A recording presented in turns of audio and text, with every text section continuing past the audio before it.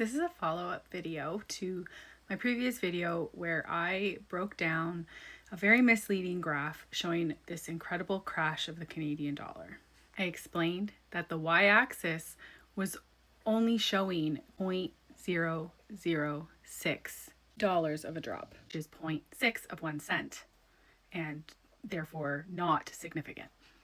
I still got a lot of people in the comments saying, hey, 6 cents is a big drop. This is significant. So I think we need to do a quick math refresher on this just to make sure that everyone can look at these type of graphs with the proper lens. So let's talk about dollars and cents. $1 has 100 cents in it. When you see a number that is 0.01, that is 1 cent because the 1 is in the hundredths column and there's 100 cents in a dollar. To tie this together, $0.1 is 10 cents, $0.01 is 1 cent, $0.001 is 0.1 cents. Example we were looking at, 0.006 is 6/10 of 1 cent. We're just over half of a penny. This matters because graphs like this play on your emotions. By zooming in on that y-axis, they make tiny changes look huge.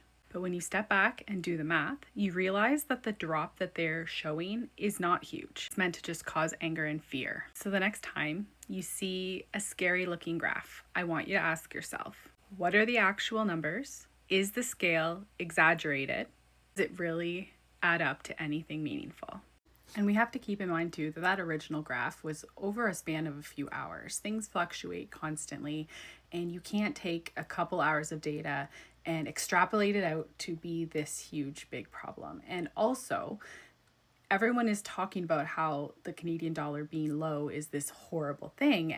But the Canadian dollar being low isn't always a bad thing. When a Canadian is selling their goods outside of Canada, our dollar being lower makes our goods cheaper for other countries to buy. And that boosts our industries.